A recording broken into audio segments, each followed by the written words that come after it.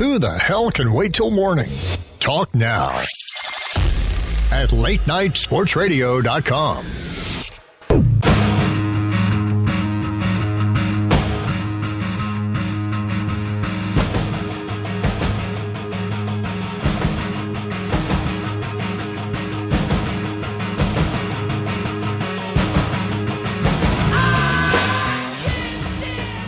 Being more credible than Josh Gordon, this is the NFL Power Hour, the Fantasy Greeks NFL Power Hour. First one of the off-season, folks, here on Late Night Sports Radio. I am Keith Greene from 87sportsfans.com, and as always, in the co-pilot's chair is Jim Sarantias, the Fantasy Greek himself from thefantasygreek.com. Jim, how are you? Keith, I'm doing great. Wow, you did such a great job on that intro. What more do I need to say? Yeah, could you imagine, here's what we got to do, and I know I'm not the first person to think of this, but tell me, you combine Hard Knocks and Big Brother, and you throw Josh Gordon and Johnny Manziel in the same house. I mean, honestly. Yeah, that whole thing is so bizarre. It doesn't. It does not compute. I mean, who would have thought that, Josh Gordon trying to make his way back into the NFL is going to go hang out with a guy who's made his way out of the NFL, and it just. I thought the story was crazy. I thought it was made up, and clearly it was not. Yeah, no, it's just you feel for people that just can't see the opportunity in front of them and just kind of pee it all away, for lack of a better term here. Yeah. So we got an action-packed NFL draft show for you here today to get the 2016 TFG radio season going. First, Dan Shanka from ourlads.com will be joining us, and then later in the program, Dane Brugler, the senior draft analyst for CBS Sports, will be joining us as well. So what are you looking most forward to in this draft? Well, Keith, I'm looking forward to two things. First of all, the Chicago Bears pick. I am, enthralled to figure out, trying to decide in my own head what they're going to do, whether they're going to go with an edge rusher with their first pick, a cornerback, or if in the weirdest of situations is Ezekiel Elliott or one of the top-rated quarterbacks should fall to them, which I seriously doubt, whether they'll sort of abandon their board and go after one of those guys. And the second thing, and this is before our guests come on, quite selfishly, I'm looking forward to the NFL Draft Fundraiser that we're hosting the night of the first round of the draft, which is April 28th. We might as well get this out of the way right now, Keith, since we're both going to be busy that night. TheFantasyGreek.com is for a third year in a row hosting an NFL Draft Fundraiser this year to benefit Foundations of Music at Goose Island Brewery. If you're in Chicago checking out the draft or just around town, popping around, come to Goose Island. We got a room set up over there. Bunch of people are coming. TV. It's $50. Covers your food. Covers an entry into a raffle where we've got a lot of neat stuff. We're going to have a bunch of footballs that are going to be signed. They're going to be part of the raffle, some T-shirts. I got a bunch of gift cards coming from some local and not so local restaurants. And what else? And hush hush secret, Goose Island has actually donated a keg of beer, so you can come and have a couple beverages before the bar even opens up. So it should be a lot of fun. We're doing a live podcast right here on Late Night Sports Radio. Keith, me, we've got Johnny Malouris, who's going to lead the way, and then a few guests. So turn off your TV and follow the draft with us. And stay away from Twitter because it totally spoils it. We found that out last year. It does. We're never going to win that one. Twitter is so much faster than anything they can put out on TV or the radio. Yeah, and it's just a shame. They should have some sort of unspoken rule, but I suppose, if you're not in the business, you're going to just blurt it out anyway. It's the information age. Yeah. So, I'm sorry. Go ahead. No, go ahead. I was going to say you said you were excited about the Chicago Bears pick, and as we're both unabashed Bears fans. But picking, I'm abashed. Picking 11th, you wonder what could really be there at number 11. And you look at the historical list of players that were taken at the number 11 spot. Most recently going backwards, Trey Waynes, Taylor Lewan, DJ Fluker, Dontari Poe, J.J. Watt was a number 11 overall. Leotis McKelvin, Jay Cutler, DeMarcus Ware, Ben Roethlisberger, Dwight Freeney, some of the better ones. Marcus Trufant was a number 11. Patrick Willis was a number 11 overall. And then I started getting down deeper, and I found two names that will make Bears fans everywhere giddy. Wilbur Marshall and Keith Van Horn were both number 11 overall picks. Wow. Yeah. So there is an opportunity there to not screw this up. I like how you put that. But for every J.J. Watt, there's an Aaron Maben too. That was also a number 11 overall pick. It's probably getting harder and harder to. I mean, I keep hearing of more first-round draft picks that don't work out in the NFL, and I'm guessing because of the way we,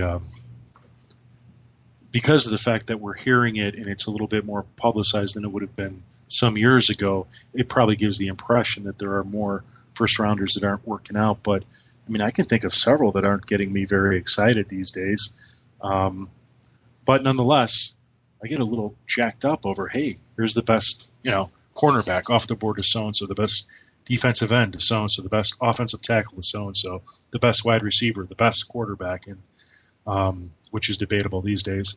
But, it's a good time.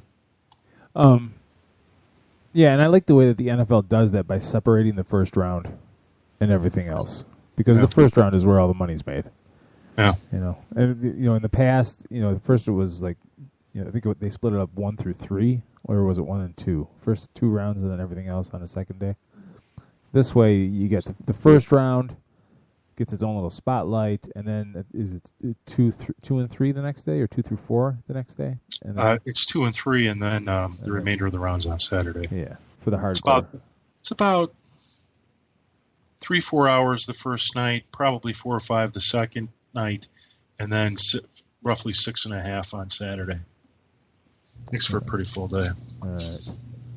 All right, so now I'm seeing a tweet right now from Mark Dominic at ESPN saying that I think Kaepernick to Broncos is done. Hinges on San Francisco drafting a quarterback. Reason you never let player visit with club without trade contract already figured out. What is that? I don't understand what that last line means to him, because you can't tell me Kaepernick was going to work out. Hey, Keith. You got to take that? I do. Okay. Hold on. And now I get to wax unabashedly here all about the NFL. And I wanted to talk about left tackle Ryan Clady being traded from the Broncos to the Jets. And I thought you would call me. Oh, there we go. And because being a Bears fan, we have a need for a tackle. Yeah. And then Clady, being a veteran or whatnot. And sure, his star isn't exactly rising anymore, but you can't find experienced help always at such a crucial position. But the telling sign for me was when John Fox and the Bears didn't even get in play for him. And Jim, are you back yet? I am back. And I was talking about Ryan Clady and how telling of a sign it was that John Fox and the Bears didn't even get in the play for him. Fox must have known something. And so for the Jets to get him, I know Jets fans are kind of excited, but I got to think that there's got to be some kind of buyer beware there. Absolutely. There is a buyer beware there. But, it's an opportunity for the Jets who, they lucked out on this simply because, they're kind of screwing around over there with what they're doing with their roster, with Ryan Fitzpatrick still sort of blowing in the wind. And then basically their top offensive lineman retiring. So, for this to fall into their lap, I don't know how better it could get. The Bears, I don't know that they necessarily need an offensive tackle. It's certainly not an emergency. They probably have more pressing issues.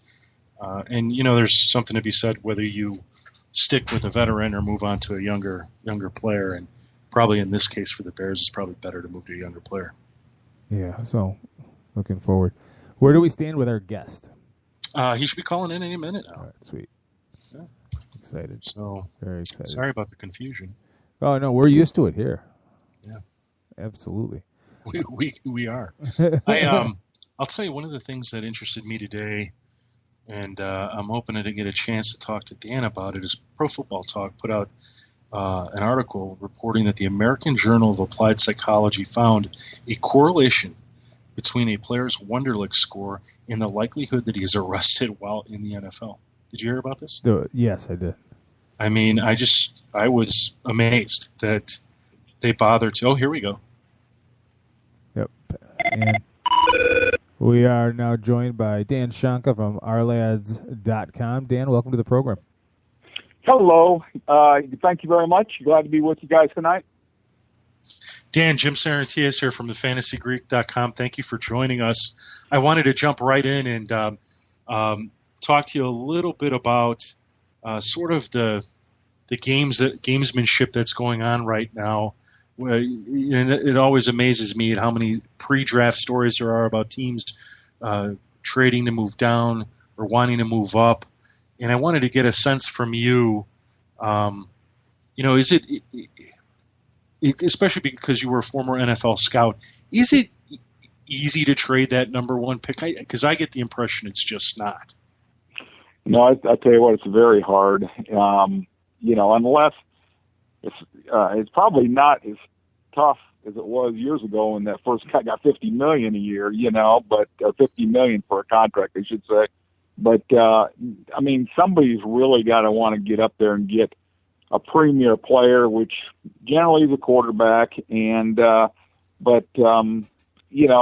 think with the RG3 trade from a couple of years ago, it just kind of solidified why you don't make trades like that. And unless somebody's really got a lot of confidence, I don't think we're going to see three number ones and on all that stuff again. But somebody like Dallas that's sitting at 4, just say, for instance, they want to take one of those two quarterbacks at the top, they don't have that far a jump to go from 4 to 1.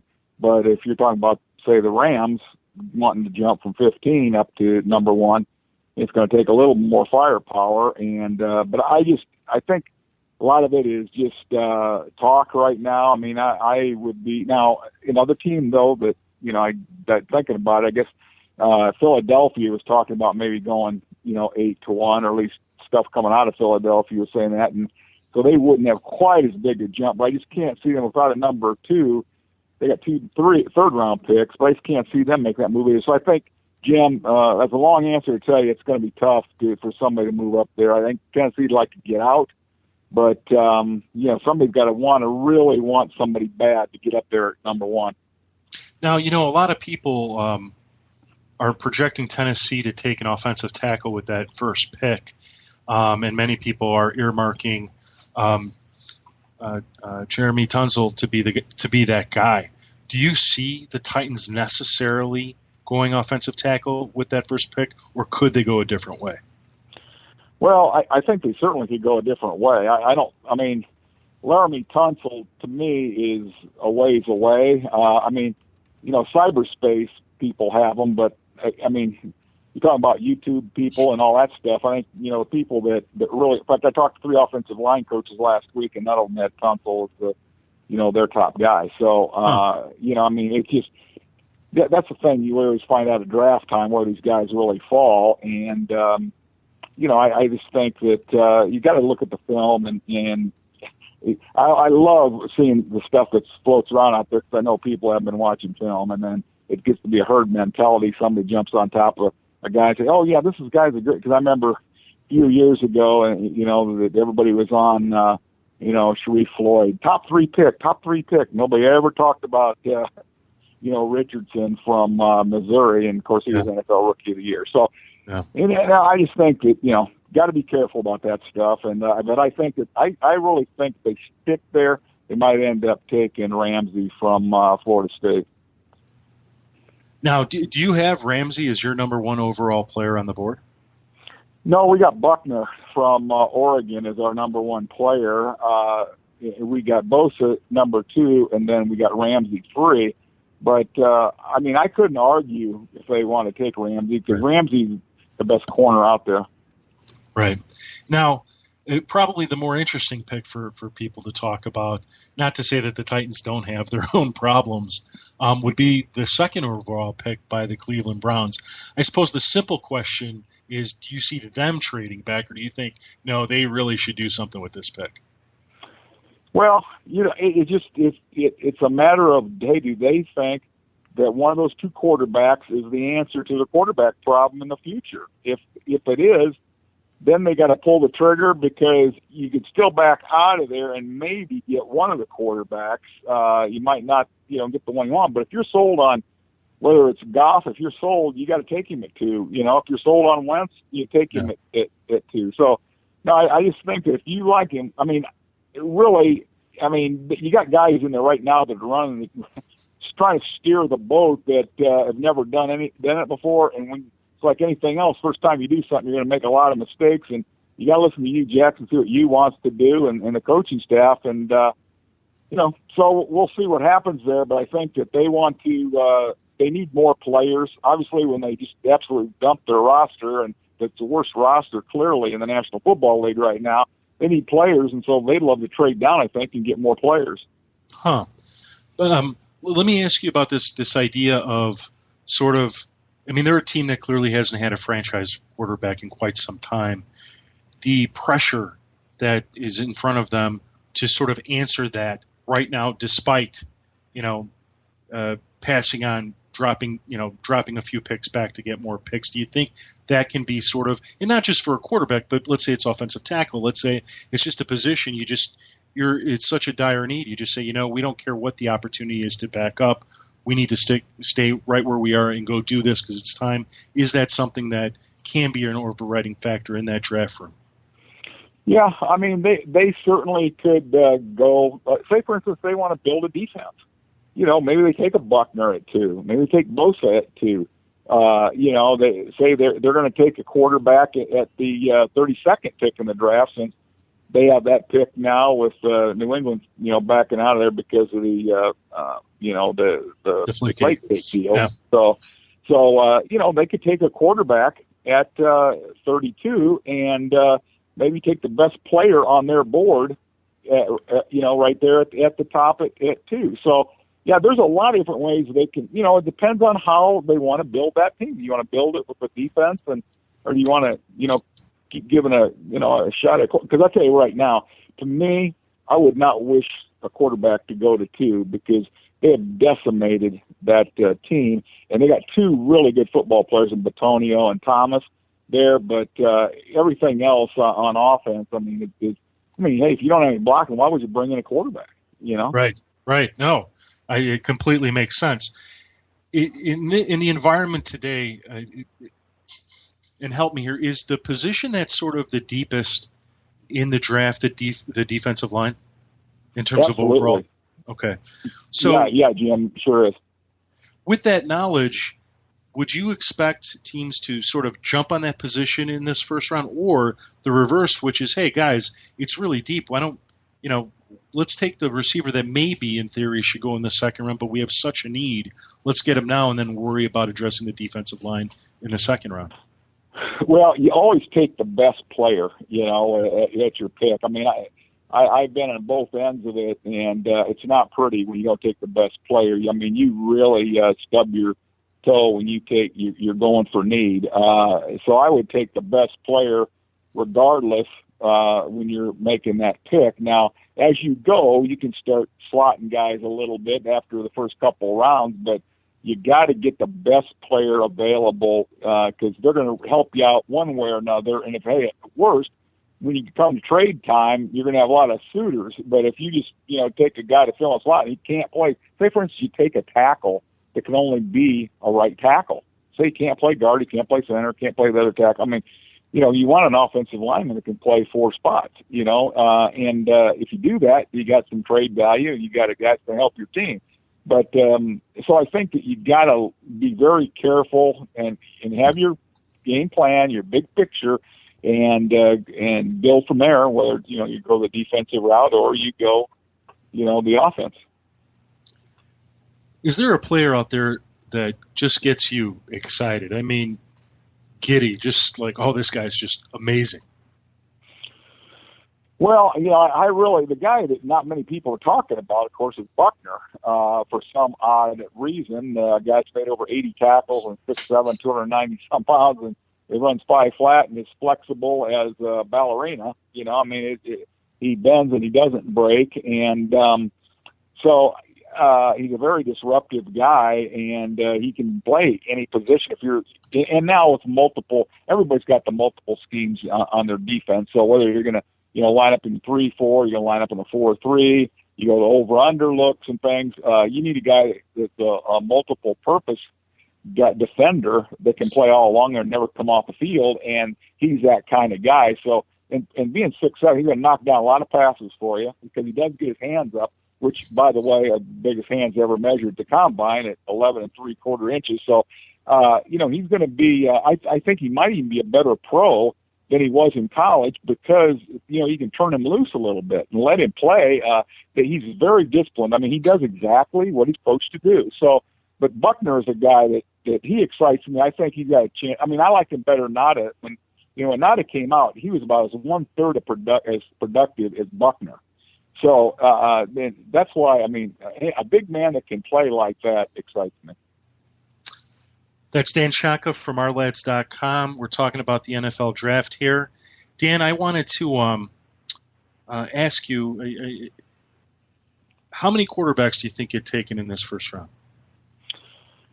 I believe there'll be 3 in my mind, but I don't know if some people will squeeze anybody in there or not. I mean, if there's Connor Cook fans out there, which we're not really a big fan, we don't have him up there. But, if somebody thinks about it, but we think the 3 obviously are Wentz, Goff, and then Paxton Lynch from Memphis are the 3 that we think will go in the first round. Now, just say, for instance, Lynch goes at 15. Say, Los Angeles, they feel like they got to have a developmental quarterback.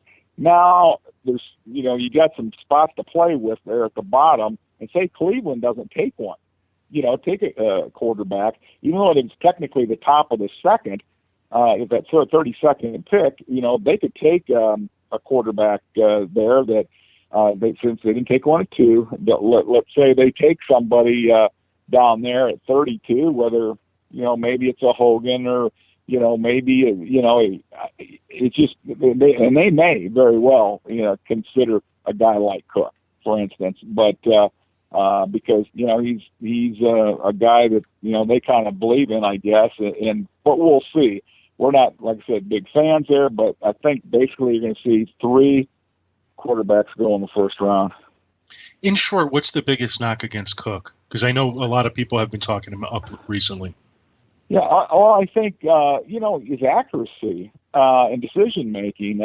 He played in a pro-style offense, which was very good, but, he basically handed off.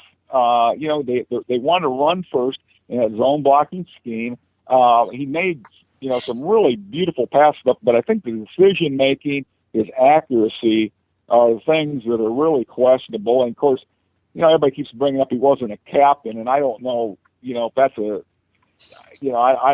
wouldn't, one way or another, if the guy's a leader, you don't necessarily have to be named a captain right. or voted one, so that doesn't kill them. But I think, that kills some people out there. They think that, that's why he should be down a little bit. I have a question through Twitter. It came from one of our writers, Jim Wiedner, who covers the Packers for thefantasygreek.com. And his question is, who do you see as being the first overall wide receiver taken in that first round? Boy, it's almost depends on the scheme of the teams that are picking. But, we've got Josh Doctson from TCU as our top guy because he's fast. He catches everything. It's a very, very low drop percentage.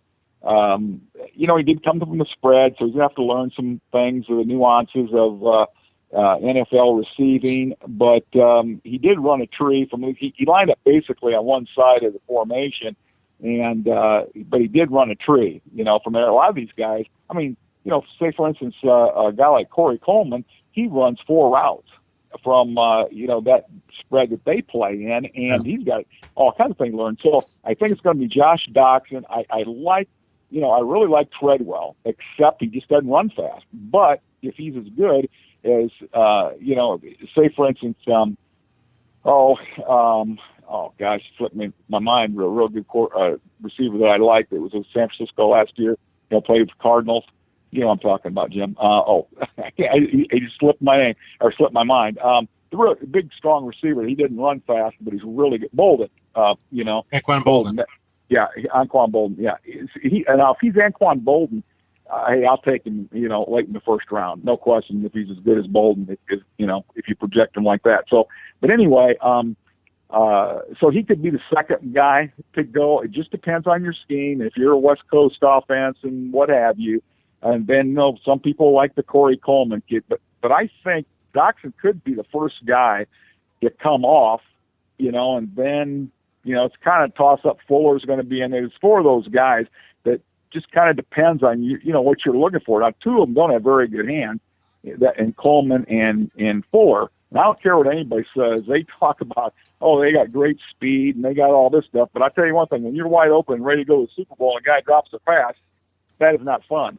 And Doctson doesn't drop. I mean, very rarely very rare if he ever drops a ball. Dan, long question, long answer to a short question. No. I mean, I think that's one of the things that I noticed in a lot of these guys ran go routes. They didn't run complete. They weren't, I guess, defined route runners. I thought Michael Williams from Ohio State was really good at doing that, even though he didn't have the stats to show for it. By comparison, is this sort of a weaker wide receiver class than we've seen in the last couple of years? Yeah, I think so. Certainly at the top. Now, last year really wasn't that good. You think about it, Jim, and this as good as anybody is. Those guys didn't do anything last year. Really, the receivers that came out. I mean, it was just except for Amari Cooper. There wasn't much there. And this year, you might have about the same. That type. You might have one guy that's going to jump out, or maybe all four of those guys. Let's say if those four guys at the top kind of jump out, they show their speed. They get out there and they do something, but none of them are going to be Cooper. But I think what you got is some guys that are third, fourth, and fifth receivers. Some guys that can play special teams. Guys that will go down and cover things like that. That they're going to help build your roster, but I don't think are going to be stars until they get in the league and then they start separating themselves like Antonio Brown did. Antonio Brown going 6th round was a travesty because he was a super productive guy in college, and I couldn't believe it. He ran a 4.57 or something like that in the combine, and he's little. He's a little guy, so all of a sudden everybody backed off of him. But he had great hands, didn't drop anything, and so when we see what he did, he's the top receiver in the National Football League. I don't care about all those other big guys and they look pretty and the dog and pony show. Hey, Brown does it. That's Dan Shaka from ourlads.com. For anyone not familiar with Our Lads, go check out their site. Dan has one of the premier draft guides available right now. You can subscribe to it, as well as you put out quarterly newsletters that keep everybody up to date as the All-Star games come around, sort of the pre-draft talk of where players are ranking and profiles. Dan, what is it like for you now that your guide is out, and what is it like for you for the next couple of weeks? It's got to be crazy. Well, yeah, the big thing is a lot of radio shows, stuff like that. I mean, it's great. I want to see what happens here in a couple of weeks. Is frankly, Jim, we've been looking at these guys for almost a year now, and looked at them on junior tape, and we projected probably half of those 107 guys that came out that they were going to come out, but surprises that came out. I mean, we heard Fuller was going to stay in. Well, then he comes out. I mean, we did do some work on it preliminary, but, you have to go back and look at these guys, and, it takes about 4 hours or so per guy to study them on tape, and in defensive backs even more. Like right now everybody's talking about Artie Burns maybe moving up a little bit in that first round, and going from the second to the first round, that's because, people are really starting to study or getting their reports in after studying, because you got to look at so much film on defensive backs to evaluate them. It's scary, because a lot of times, they only get 15 reps or something at them, and over 5, 6, 7, 8 tapes. I mean, they just don't get tested a whole lot. So it's very time consuming and on those guys. So now, you sort those guys through there and then, but the next couple of weeks, I think that, we'll just be continually looking at some of these guys in between doing a lot of radio shows and things like that. Because I always like watching them in stacks. I'll once I get to a certain point when we look at these guys, I'll look at all the defensive tackles. I look at all the, or the top 15 of wide receivers, the top 20. The same way defensive backs, and then, I just slot them. I've already slotted all of them to this point. But, I like to go back and look at them and see if there's anything that I missed or let's just, for instance, like Mamichi, for instance, from Mississippi. Now I've looked at tons of film on him, and I think the big thing, one of his biggest problems, besides being lazy, is he doesn't have any instincts. Here's a guy that he's not instinctive. If you're not instinctive, I don't know how you can play in the interior. Yeah, you can get up the field and things like that, but if you're not instinctive, you can't feel the blocks and things, you're going to have real problems. And he's admitted that, he doesn't play hard and stuff all the time. So I don't know why everybody jump on his bandwagon. But anyway, that's just another thing. After watching a lot of extra film on him, he really lacks instincts. And that's Dan Shonka from ourlads.com. Dan, thank you so much. You are one of the good guys in the business. You've been a scout for a long time. Very helpful to me when I was starting out in this, and always supportive, and I appreciate it much. And for the listeners out there, go check them out at ourlads.com and check out their draft guide. Thanks again, Dan. Thanks a million, Jim. I appreciate it. It's always been a great being with you guys. Thanks a million. Thanks, Dan.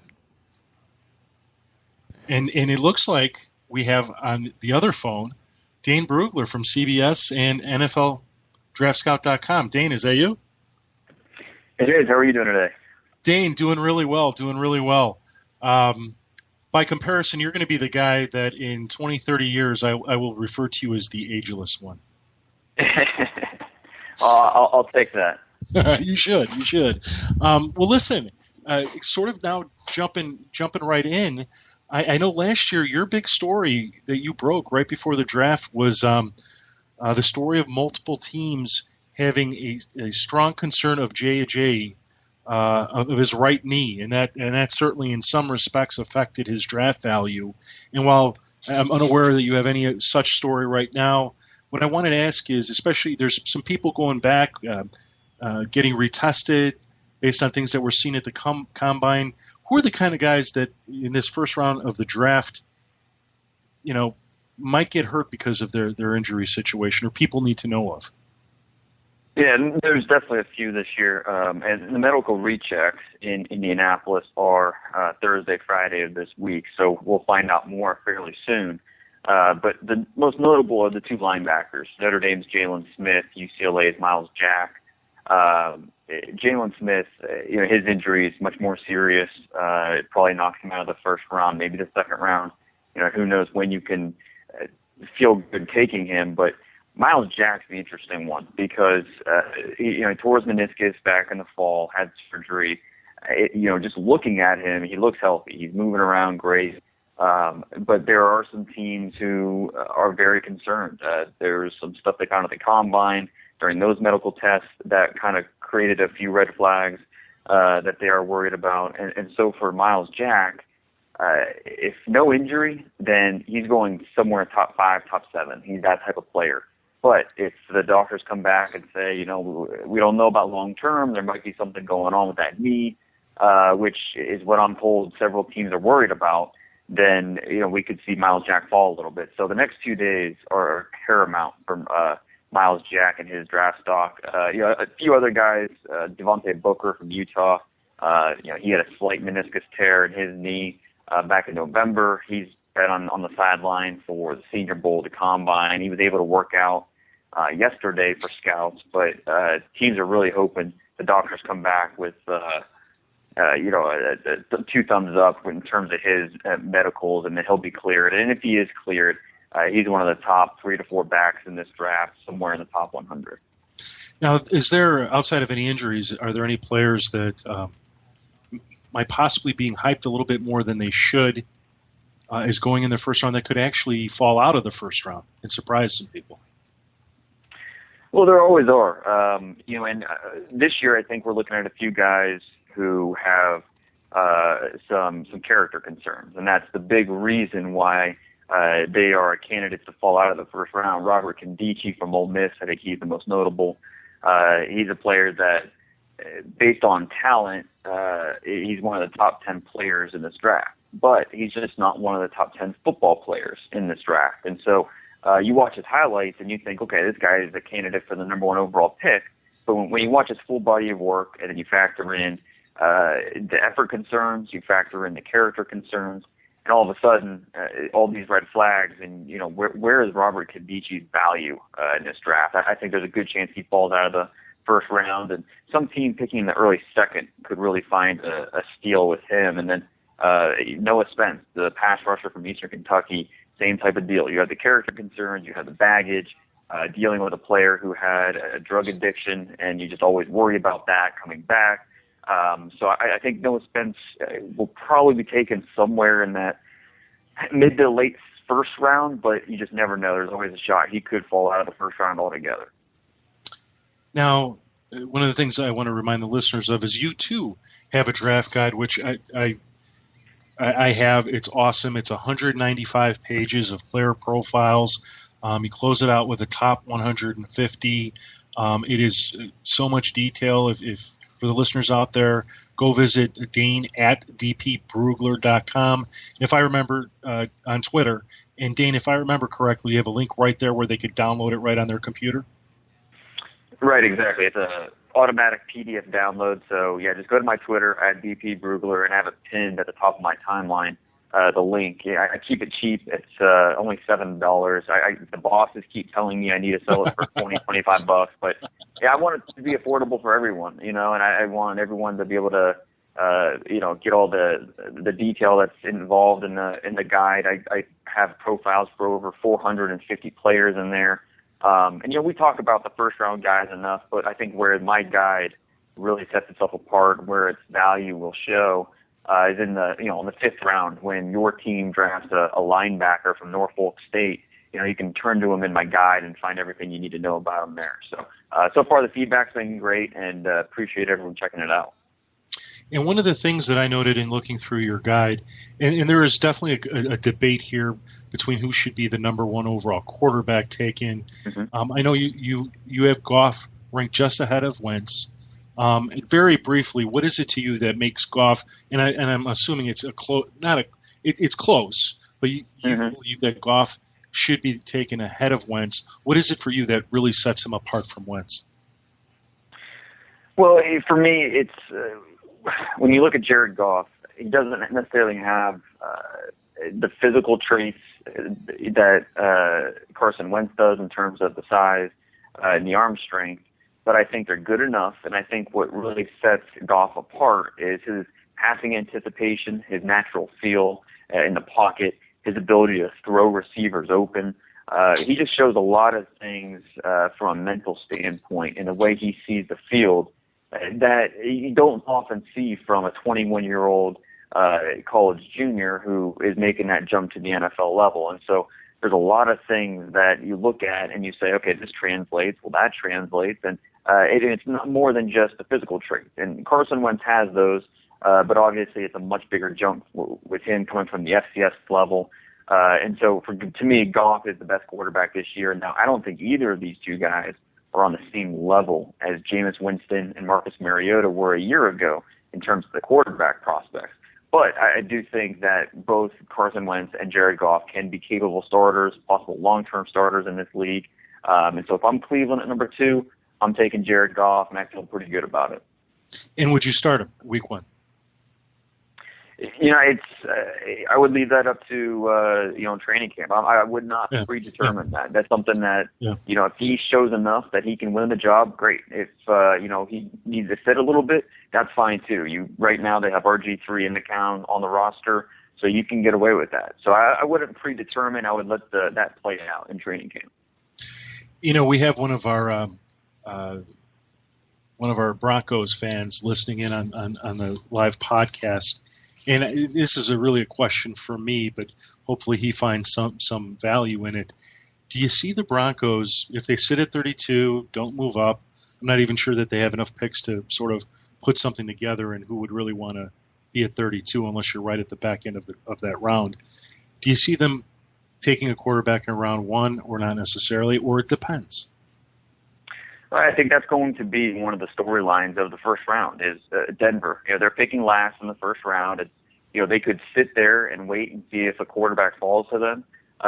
Probably either Paxton Lynch or Connor Cook from Michigan State, or they could make a move. I think you'd look at, the top two quarterbacks, they're gone top 10. But then you look at Paxton Lynch from Memphis. Does he go 15 to the Rams? Does he slip a little bit? And if he gets past the Rams and Paxton Lynch is still available in the late teens, early 20s, well, then if I'm the Broncos, that's when I start to say, okay, let's move up. Let's move up, 7-8 spots, and let's get our quarterback.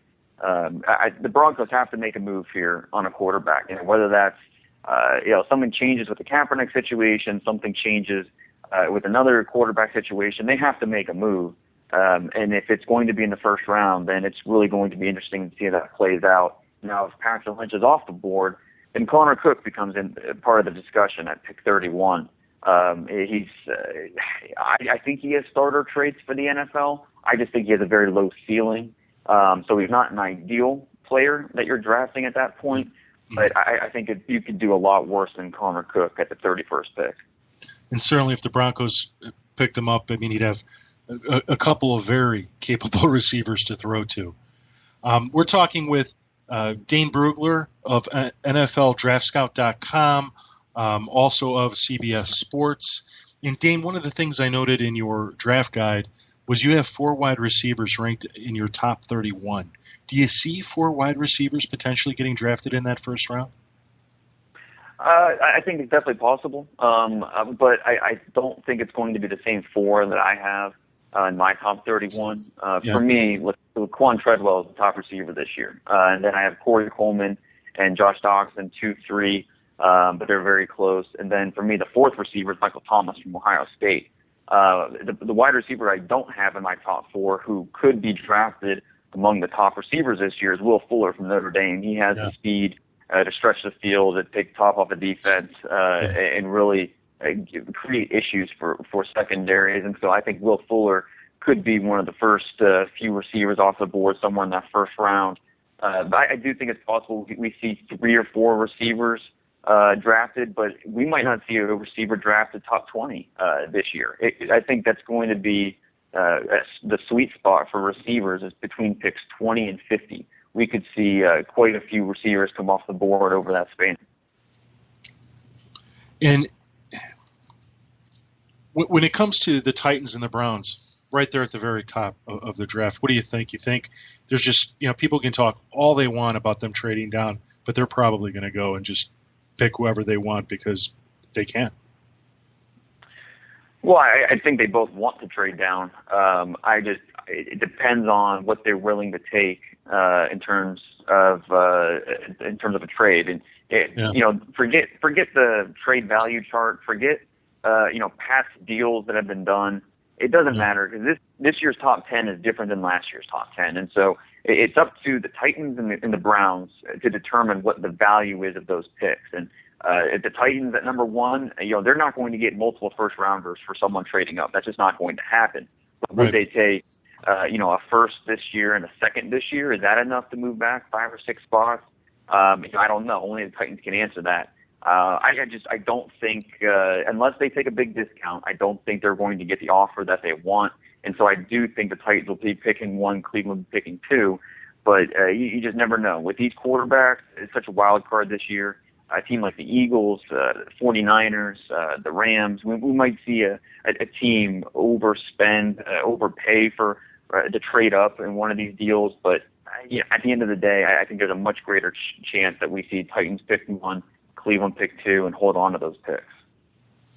In terms of a player that might surprise and sneak into that first round that no one's talking about right now, you got somebody you're kind of paying attention to? Well, I'm not sure how much of a surprise it is, but we just mentioned Connor Cook, and I think if the Broncos stay put at 31, they don't get that quarterback, and the top 3 are off the board. I think Connor Cook is in serious consideration to be that pick, because I don't think he's going to last until the Denver second-round pick. And so if they want that quarterback, you need to get him at 31. Another benefit of that is drafting a quarterback or any player in the first round. You have that 5th-year option, and so obviously that means much more when you're drafting a quarterback, being able to hold on to him for another year. It's a beneficial part of picking in the first round. So another reason why you draft Connor Cook there instead of trying to trade back into the second or hope he falls to you in the late second round. And then, a guy who I think could be moving up and who could be taken in the first round is Keanu Neal, the safety from Florida. He's a big hitter. He's going to deplete you, but he also has the athleticism that teams look for that, you can develop in coverage. So I think Keanu Neal could be one of those guys we see sneak up into the top 31 this year. Jim Wheaton, who covers the Packers for thefantasygreek.com, dropped me a note earlier. And are you familiar with defensive end Matt Judon from Grand Valley State? Mm-hmm. He wanted to know, do you think he can play outside linebacker in a 3-4? And then he further asked, what other Division II players do you think are going to get drafted in this draft? And I doubt that there's 100, but maybe there's a few off the top of your head you might want to mention to the listeners. Yeah, and Matt Judon, he's definitely the top D2 player this year from Grand Valley State. He was super productive the last 2 years at Grand Valley State. He had almost 30 sacks combined. And he's a player who he looks like he's about 255 pounds on film, but he weighed in at the combine at 275 pounds. And so I think you can slim him down a little bit and move him outside linebacker. I think that's definitely a possibility. He tested well, 4.73 40-yard dash, 35-inch vertical. His 3-cone and short shuttle weren't as impressive, but I do think that he could be that type of rusher, maybe a sub-package guy. It's, someone you get in the middle round. I think that's definitely possible. I think this year we have quite a few small school guys that could come in and impress. A couple, FCS guys as well. The Tyron Holmes from Montana, another pass rusher. James Kauser from Southern Utah. So I think the pass rushing position has quite a few. And then one of my favorites, quote unquote, small school guys this year is a corner from NC Central. That's Ryan Smith, a player who played basketball most of his high school career, and then started playing football as a senior in high school. Obviously, went under recruited because of that. Went to NC Central and put together a nice career, and I think he's a top 100 player. Has a chance to be a starter in this league. So definitely quite a few small school gems who can be had in the middle rounds this year. What are your feelings about the tight end position these days with college players going into the pros? And what I mean by that, the impression is that it seems we're not seeing as many good tight ends come out of college to play in pro sports. But I almost feel that both pro and college, with the exception of a few tight ends, and depending what team they're on, most of the offensive schemes just, they're putting 4 wide, and the tight end sort of has got the short stick. Right. I think you're right. And it's something that this year's tight end class is not going to help much because it's arguably the weakest position of this year's class. And it was hurt by a couple of juniors going back to school, O.J. Howard from Alabama, Jake Butt from Michigan. These guys would have been potential first-round picks. but they're going back to school, which will help next year's draft class.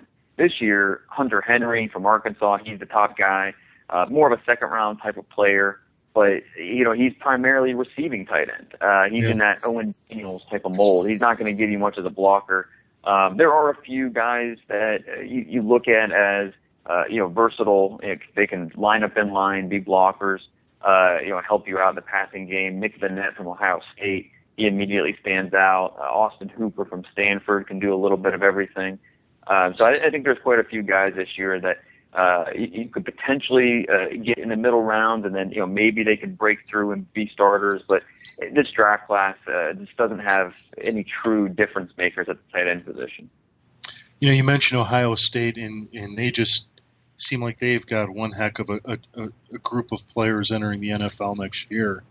I don't know that there might be schools that have more players that have declared to be in the draft, but in terms of players in the conversation, is Ohio State sort of at the top of that list, or do you think there's another school sort of better or right there? No, there's no question. Ohio State, this is their year in terms of the draft, in terms of who will have the most draft picks. The question is will they break records? The record for the first round is 6 by Miami back in 2004. They have a chance at that. And then the overall record is 14 by Ohio State back in 2004. So I think I don't know if they're going to get to 6, the first round mark, but I do think that they will get 14. And so they'll at least tie the record for total draft picks in a 7-round draft. And so I think they have a good shot at that. It's just a loaded, from top to bottom, a loaded group this year from the Buckeyes. We could see as many as 10 go in the top 100. So just they were really loaded, and you kind of wonder how they lost the game last year because of it. There were a couple of stories today, and one of them really caught my eye in terms of the draft, or its impact on the draft, potential impact, if any. And we started talking about it at the beginning of the show, but never really completed it. And I wanted to just sort of get what your take was on it. But ProFootballTalk.com had reported that the American Journal of Applied Psychology, there was a paper, and the finding was that there was a correlation between a player's Wonderlic score and the likelihood that he's arrested while he's in the NFL. My take on it was the lower the score, the more that likelihood would increase. And after I read that, I thought it was kind of neat. But then I thought, one, do teams really care? And two, maybe they've already sort of accounted for it. It may not be through the Wonderlic test, but people already get their impressions of which players could be, or have a likelihood of being troublemakers, if you know what I mean. Sure, right. And the Wonderlic test, it's fascinating. You talk to different people around the league, you get different opinions about the validity of the test and what it actually tells you. And I don't see any correlation with the Wonderlic and whether it translates to success on or off the field. It's something that they've done so many years, and I think they just do it because that's what they've always done. I think teams will pay attention to it, especially for quarterbacks. The baseline is 27 for quarterbacks.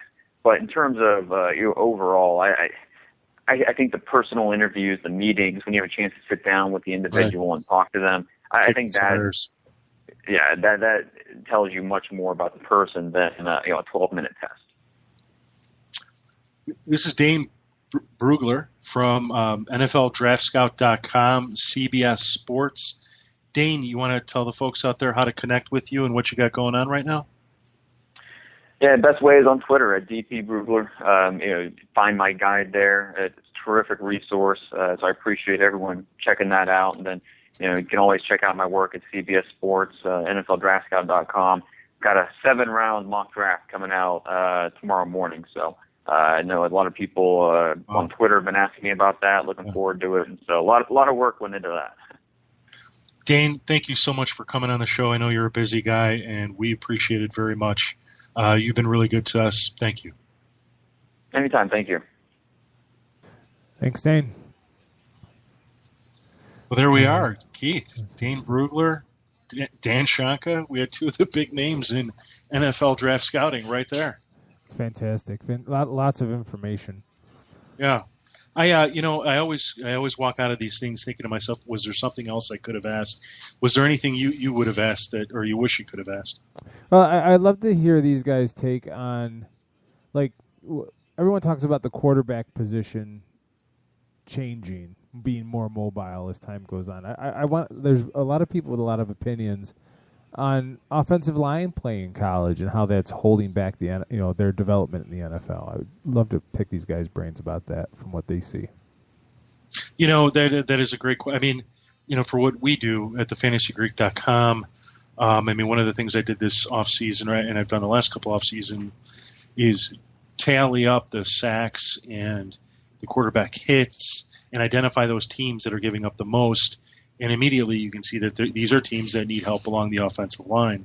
And I know Dan had Ramsey going to the Titans with that first overall pick, but I still feel that, if they're in that spot, they should get the best tackle available, because Marcus Mariota, he was running for his life at times. Now, granted, some of it's his fault. He's got to protect himself, but he spent part of last season injured.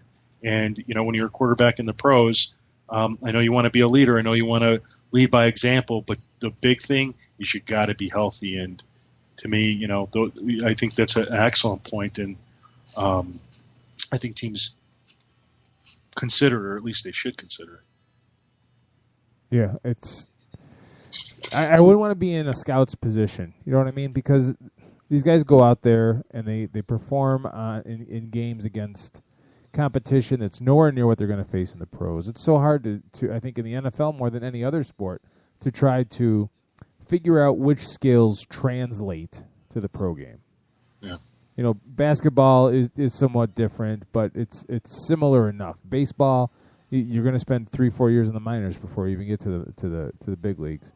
In football, it's a difference in the size of the players, both your teammates and your opposition. Speed, strength, everything changes. There's almost nothing besides the ball that is similar between college football and the pros. And I think it's really, really challenging to project which traits and talents will work. And you really do got to tip your cap to the guys that do it well. Yeah. I'll tell you the thing that helps me during this time of the year, well, it's two things. It's the All-Star games. And for me, really the Senior Bowl, because I think those are the best players you're going to see be on the field at the same time before they become pros. And then after that, it's just looking at film and trying to pick up on the things that they're doing well and the things that they're not doing well and the things that they've never been exposed to.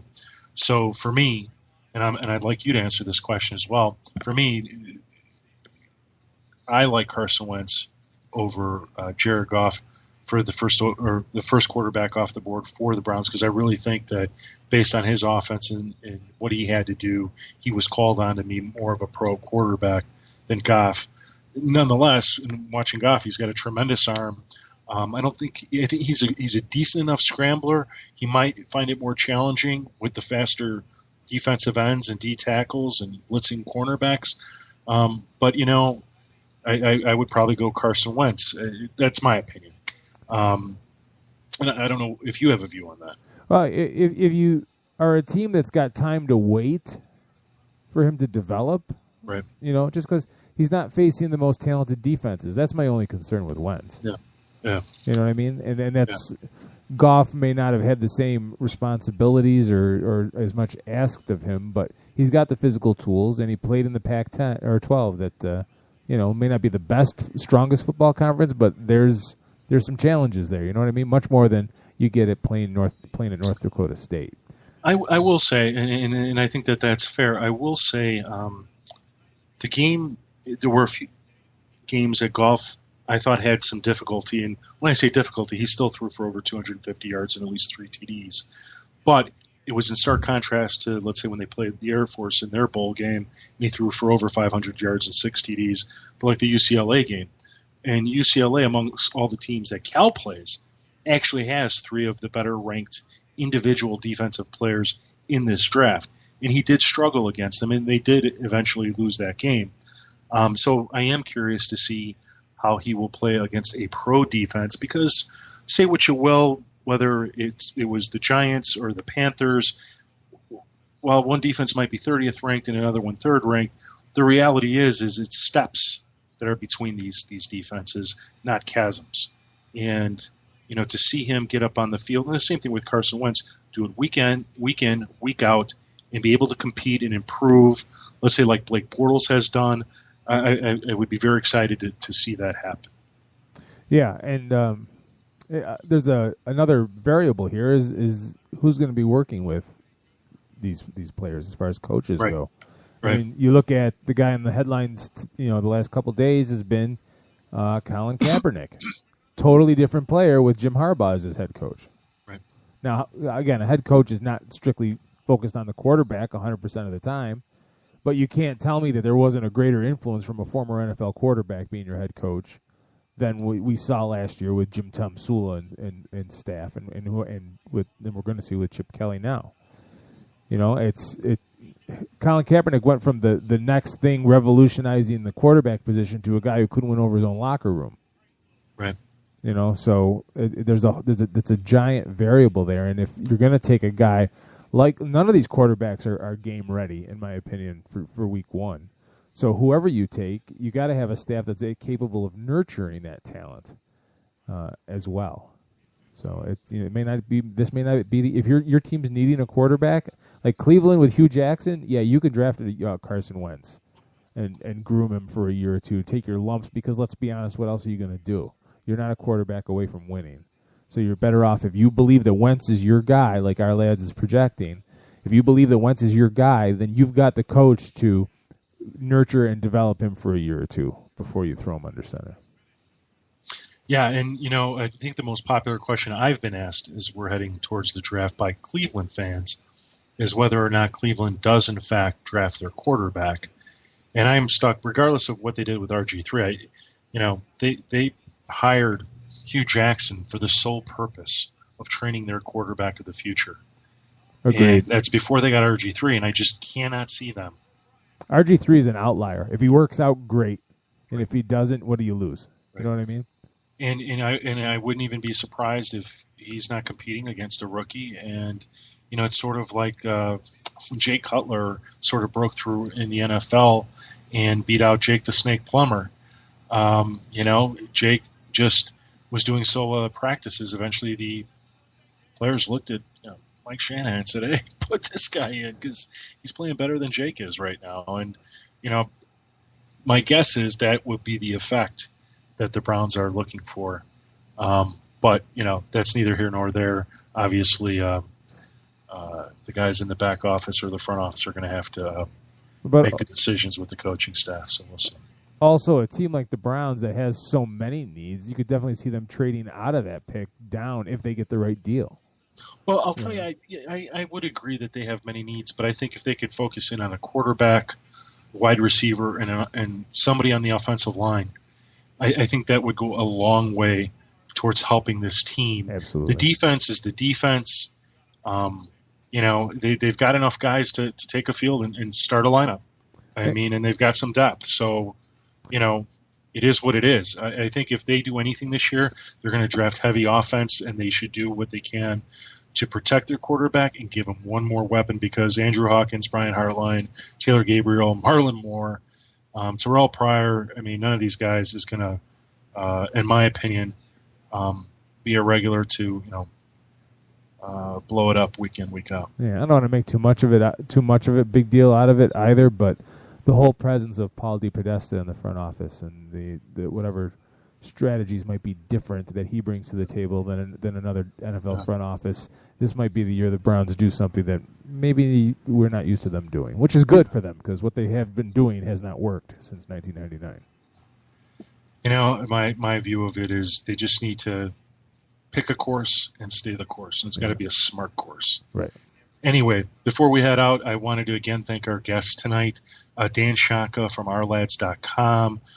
Go there, subscribe to his it's an annual subscription. You get several newsletters over the course of a year, leading to his draft guide, which is a terrific draft guide, very succinct and to the point.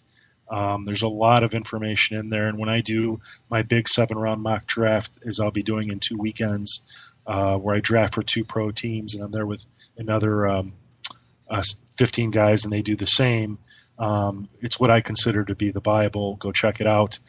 Dane Brugler, he has a great draft guide. I've been impressed by what I saw. This was my first year checking it out. 195 pages of player profiles. These profiles are detailed. They are succinct. If there's a player you don't know much about and you need to learn about him, this is it. And as Dane pointed out, I think it's $7 and you instantly download it. I mean, it's the way to go. You should definitely go check that out.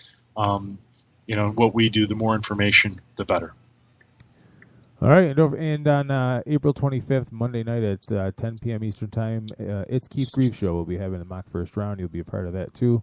Yes. Jim Wiedner from your site is confirmed. FantasyGreek.com. Check us out. Our friend Claire will be back. The John Maloris will be there. It'll be a grand old time, so don't forget that. And then we have the Thursday night draft, what's the word? Fundraiser. Soiree fundraiser. That's right. At Goose Island, 1800 North Clybourne, to benefit Foundations of Music. Live podcast from there as well. All right, and we are out of time. For Jim Sarantias from thefantasygreek.com, I am Keith Grieve from 87sportsfans.com. Thanks again to Dan Shanka from Ourlads.com and Dane Brugler from CBSSports.com for joining us and imparting us with our knowledge. Have a great week, folks.